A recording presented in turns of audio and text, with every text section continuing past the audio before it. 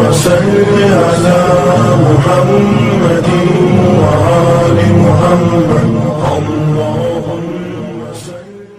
بہت بڑا طبقہ ہے جو اس نفرت کی سیاست کو ملک کی تباہی کا سبب سمجھتا ہے۔ جمعیت علماء کی یہ تحریک ہے، ہم اسی لیے آپ کے پاس آئے۔ ہم وقف بل کو ایک مذہبی مسئلہ سمجھتے ہیں۔ آپ اس بات کو سمجھیے، لوگ نہیں کہتے، میں تو سچ بات کہہ دیتا ہوں، آپ کے اس صوبے کی حکومت وہ بیساکھی ہے جس کے اوپر مرکزی حکومت ٹکی ہوئی ہے، یہ بھی اس کے اندر شریک ہے۔ وہ کہتے ہیں کہ ہم مسلمانوں کو کوئی تکلیف نہیں پہنچنے دیں گے۔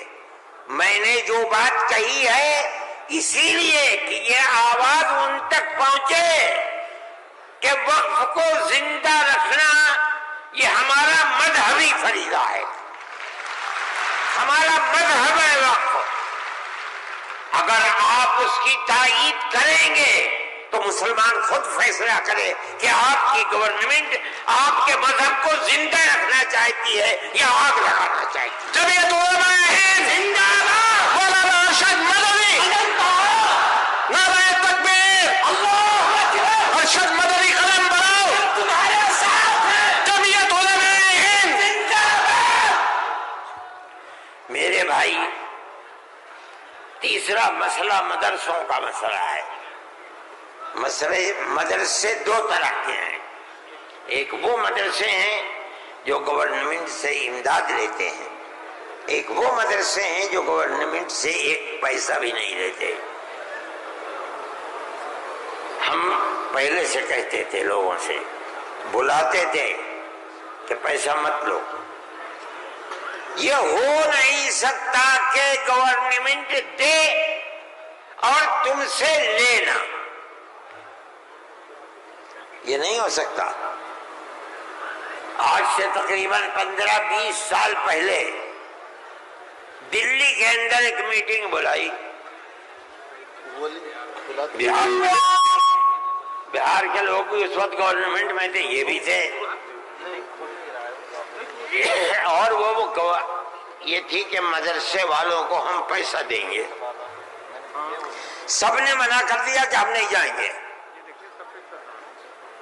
میں نے یہ سوچا کہ مجھے جانا چاہیے، چنانچہ میں چلا گیا وہاں۔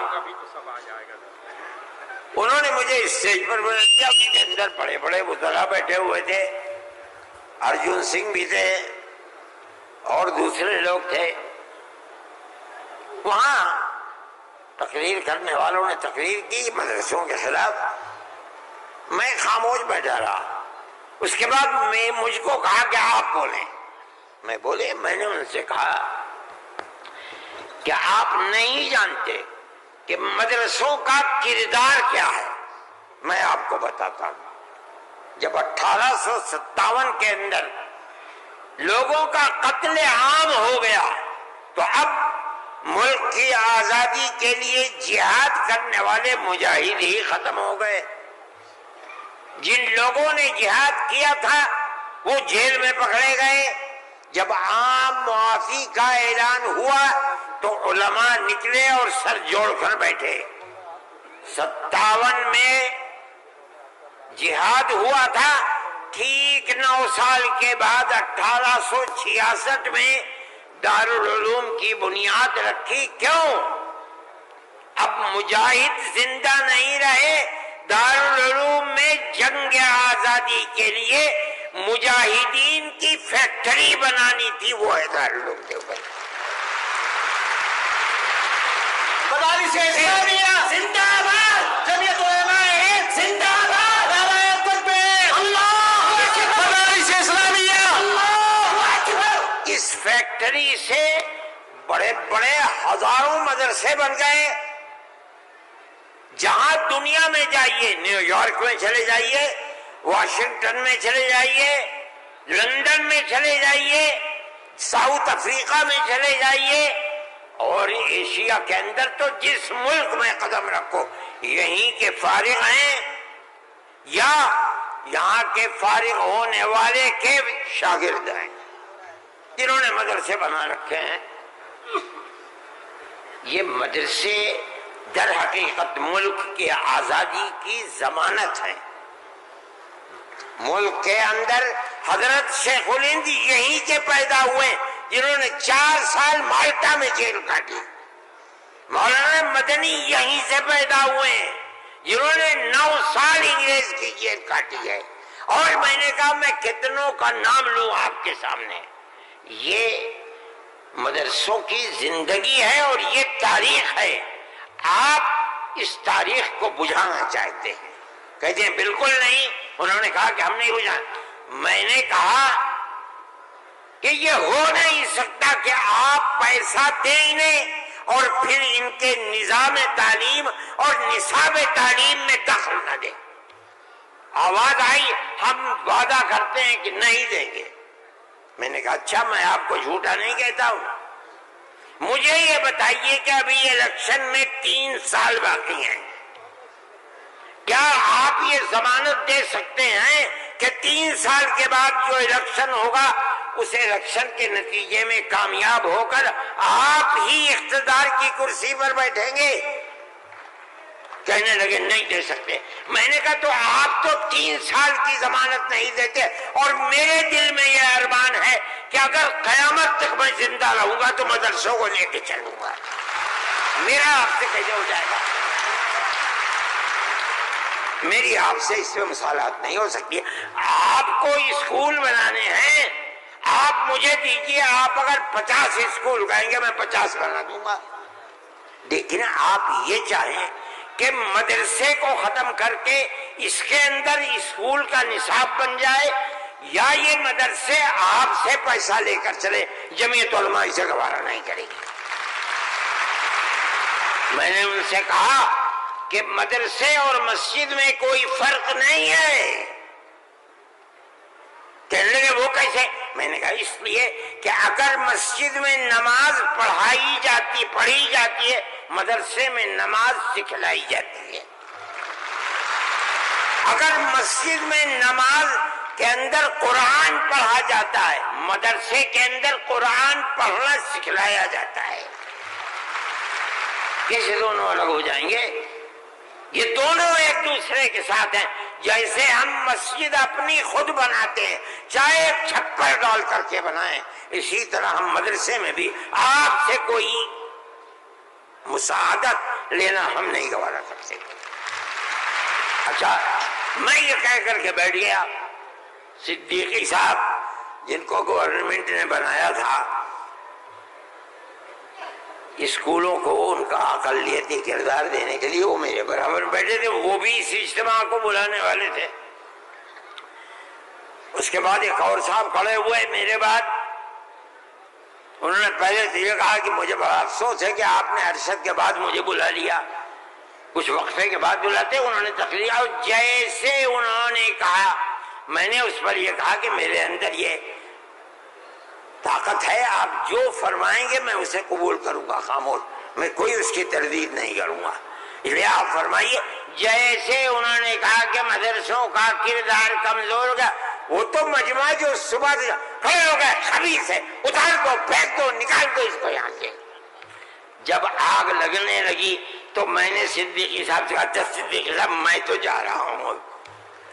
صدیقی صاحب نے مجھے پکڑے، بھائی خدا کے لیے بیٹھ جاؤ، یہ مجمع ہمارے قابو میں نہیں آئے گا۔ تو میں نے ان لوگوں سے کہا کہ بھائی کیا بات ہے، کیوں آخر گھبرا رہے؟ ایک بات ہے، آپ کی مرضی کے مطابق ہے آپ قبول کیجئے، نہ مرضی کے مطابق ہے آپ نہ قبول، لیکن اس اجلاس کے اندر یہاں کیوں شور بچاتے ہو؟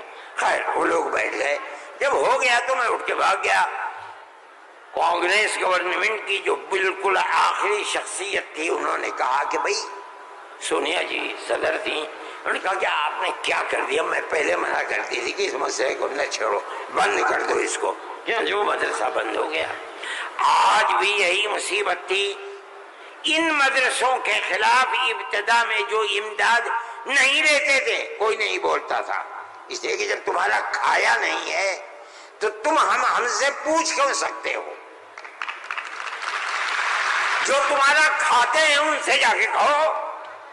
انہوں نے کھایا ہے، اب تم ان کے حلق سے نکالو، ہم نے تو کبھی تم سے 2 پیسے بھی نہیں دیے۔ دارالعلوم دیوبند کو سن 56 کے اندر، 1956 میں، جو اس وقت یہاں بہار کے آدمی تھے اور ملک کے صدر جمہوریہ تھے ڈاکٹر راجندر پرساد، وہ دیوبند آئے تھے۔ انہوں نے دیوبند، حضرت رحمت اللہ علیہ زندہ تھے، حضرت مدنی، انہوں نے دارالعلوم کے لیے ایک لائبریری کے پیسے دارالعلوم کو دینے کا وعدہ کیا۔ جب وہ چلے گئے، اب شکریہ ادا کیا ان کا بہت، جب وہ چلے گئے تو ان کو خط لکھ کر بھیج دیا گیا کہ دارالعلوم دیوبند کے بنانے والوں کا یہ حکم ہے، یہ اصول ہے کہ کسی بھی مسلم یا غیر مسلم حکومت سے کبھی کوئی مدد نہیں لی جائے گی، اس لیے ہم آپ کا شکریہ کے ساتھ واپس کرتے ہیں۔ آج تک حکومتوں پر حکومتیں بدل گئیں، انگریز گورنمنٹ، پھر اس کے بعد ہندوستان کی، مگر اس کے اندر کوئی فرق نہیں پڑا ہے۔ لیکن اس کے بعد جنہوں نے لیا تھا گورنمنٹ سے، پھر اس کے بعد ان مدرسوں کے اندر بھی ہاتھ ڈالنا شروع کر دیا۔ جمعیت علماء اس سلسلے کے اندر کورٹ میں گئی، اگرچہ ان مدارس کے سلسلے میں کوئی فیصلہ ابھی تک نہیں آیا، لیکن ہم یہ سمجھتے ہیں کہ قانونی اور دستوری اعتبار سے جو گورنمنٹ سے کوئی چیز نہیں لیتے، پہلے لیا جاتا تھا چھٹیوں کے اندر گورنمنٹ سے، وہ قانون تھا کہ جو ٹکٹ طلبہ لے کے گھر جاتے تھے کنسیشن، اس میں پیسہ کم ہو جاتا تھا۔ جب گورنمنٹ کی نظریں بدلنی شروع ہوئی، دارالعلوم نے بند کر دیا، اس کو ہم نہیں لیتے۔ یہ بات ہم نے کہی، یہ اللہ کا بڑا احسان ہے کہ جو تبصرہ آیا، ابھی تک فیصلہ نہیں آیا، وہ تبصرہ بھی حق کے اندر ہے۔ انشاءاللہ جب گورنمنٹ سے کوئی تعلق ہی نہیں ہے اور دستور کی دفعات 25 اور 26 اقلیت کو یہ حق دیتی ہے کہ وہ اپنے اداروں کو قائم کر لے، کوئی رکاوٹ نہیں ہے، تو ہمارے مذہبی اداروں کے اوپر کیسے رکاوٹ ہو سکتی ہے؟ دستور کی یہ دفعات ہمارے لیے چین و سکون اور عزت و آبرو کے ساتھ ملک میں رہنے کا ہمیں حق دیتی ہے۔ ہم یہ سمجھتے ہیں کہ مستقبل کے اندر بھی انشاءاللہ ہم اپنے ان پروگراموں کے اندر کامیاب رہیں گے۔ میرے بھائی، فلسطین کا مسئلہ ہے، دیکھیے جب یہ مسئلہ ہوا اسی دن ہماری گورنمنٹ نے ایک بات کہی کہ یہ دہشت گردی ہے، فلسطینیوں نے حملہ کیا اسرائیل کے اوپر۔ میں نے کہا یہ بھی گورنمنٹ جانتی نہیں ہے۔ جب میں نے اگلے ہی دن بیان دیا کہ یہ غلط ہے، اسرائیل کو بنانے والوں نے بنایا تھا، بیت المقدس اسرائیل سے باہر تھا، فلسطین آزاد تھا۔ اسرائیل نے امریکہ کی مدد سے اور یورپ کی مدد سے بیت المقدس کو، فلسطین کو، تمام فلسطین کے اوپر زبردستی حملہ کر کے فلسطینیوں کو غلام بنایا اور اپنے اندر داخل کر دیا۔ پھر یہی نہیں، 2-4 سال کے بعد حملہ کیا شام کے اوپر، اور گولان کی جو پہاڑیاں تھیں ان کو اپنے قبضے میں لے لیا۔ جب اسرائیل بنا، نہ فلسطین، نہ بیت المقدس، نہ گولان کی پہاڑیاں، کوئی چیز فلسطین میں نہیں تھی۔ اب فلسطینی اٹھے اپنی آزادی کے لیے۔ اگر تم ان کو دہشت گرد کہتے ہو تو میں کہتا ہوں گاندھی جی بھی دہشت گرد تھے۔ جمعیت علماء ہند زندہ باد، مولانا ارشد مدنی قدم بڑھاؤ، نعرہ تکبیر، اللہ اکبر۔ اس کے بعد سے پھر کبھی یہ بات نہیں آئی۔ لیکن میں یہ کہتا ہوں کہ جس نظریے کو لے کر اٹھے اس کا مطلب یہ ہے کہ کچھ جانتے بوجھتے نہیں ہے۔ کیسے کہہ دیا انہوں نے؟ ان کو دیکھنا چاہیے تھا تاریخ، اگر خود نہیں پڑھتے پڑھے ہوئے لوگوں سے پوچھنا چاہیے تھا، وہ بتاتے آپ کو کہ ہو کیا رہا ہے۔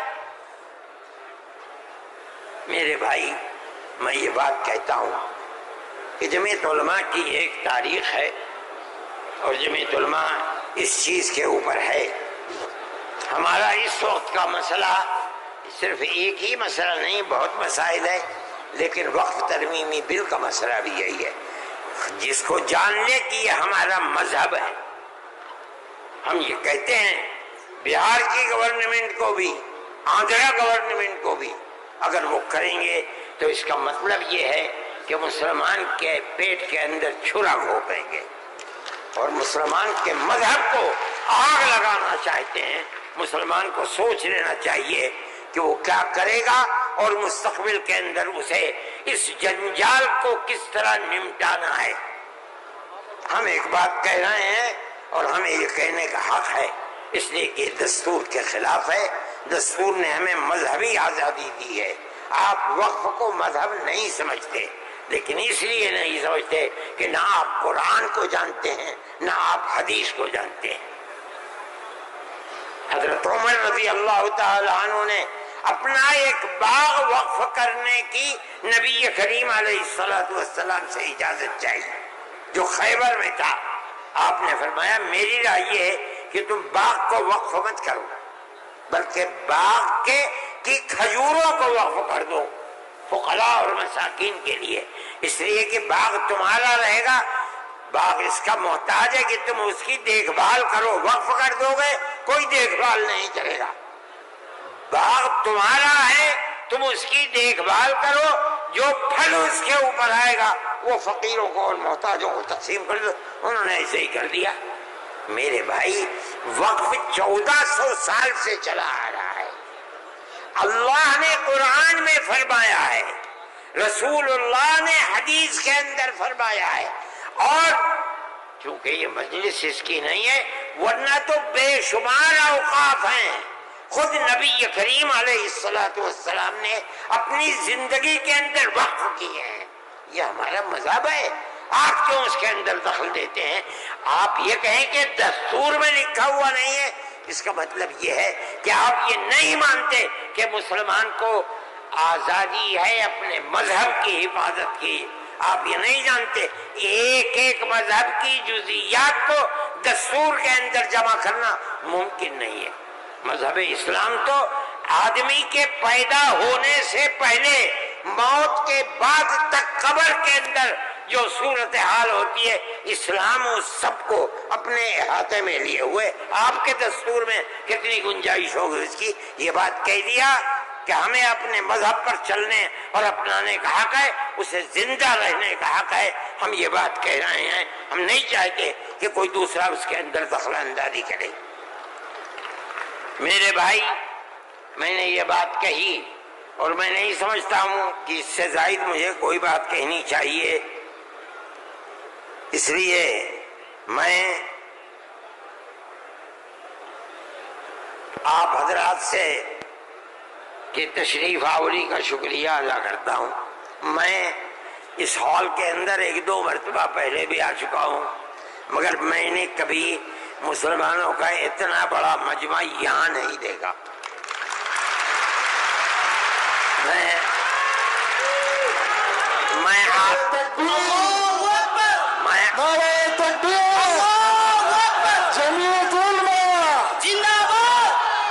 آپ حضرات کا شکریہ ادا کرتا ہوں اس لیے کہ یہ سب جگہ شہرت تھی کہ اس اجلاس کا مقصد وقف ترمیمی بل کی مخالفت ہے۔ اس کا مطلب ہے کہ بہار کا مسلمان ہر اس طاقت کا مخالف ہوگا جو وقف ترمیمی بل کی تائید کرے گا۔ اس لیے آپ حضرات کا اس گرم جوشی کے ساتھ یہاں آنا، میں جمعیت علماء کے خادم کی حیثیت سے آپ کا شکریہ ادا کرتا ہوں۔ اللہ آپ کو خوش رکھے، خیر و عافیت کے ساتھ رکھے، آپ اپنے مذہب کو سینے سے لگائے ہوئے زندہ رہیں اور مذہب کو خدا کرے زندہ رکھے۔ میں آپ سب حضرات کا شکر گزار ہوں، جو لوگ باہر سے آئے ہیں میں ان کا بھی شکریہ ادا کرتا ہوں۔ جن لوگوں نے پٹنے کے رہنے والوں نے، قادری صاحب کے صاحبزادے اور جمعیت علماء کے ورکرز جو یہاں کے ہیں یا باہر کے رہنے والے ہیں پٹنے کے علاوہ کے، جن لوگوں نے کوشش کی ہے، جمعیت علماء کے دل میں اس کی بڑی قدر ہے، اللہ تعالیٰ ان کی کوششوں کو قبول فرمائے، اور حکومت کو کسی بھی ایسے کام سے جو صوبے کے اندر یا ملک کے اندر مسلمانوں کی دل آزاری کا سبب بنے اس سے باز رکھے، اور خدا کرے کہ اس ملک کے اندر امن و امان، پیار و محبت مذہب سے اوپر اٹھ کر ہندو اور مسلمان سب مل جل کر اپنی پرانی تاریخ کو یاد کریں اور زندہ کریں۔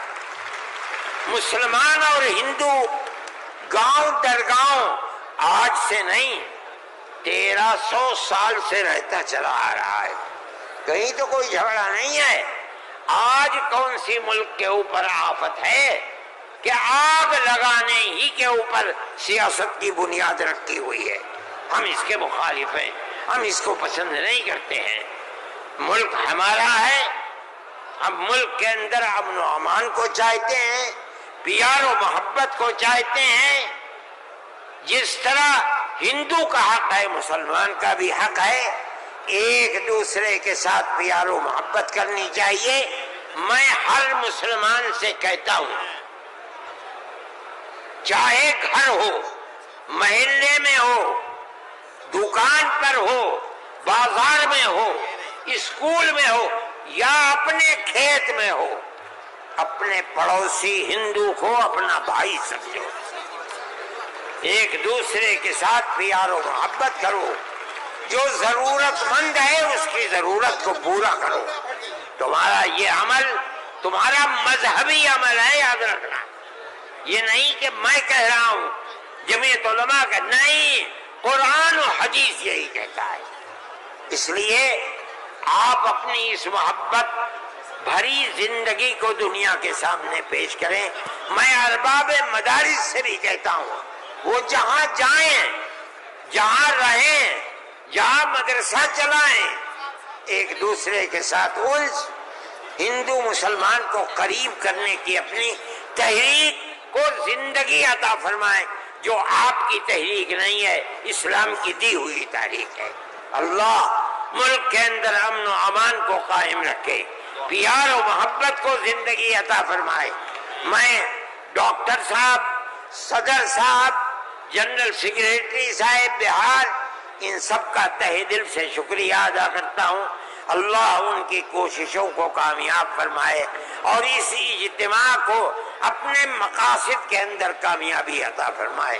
وصلی اللہ تعالی علی خیر خلقہ سیدنا اللہم انا نشہد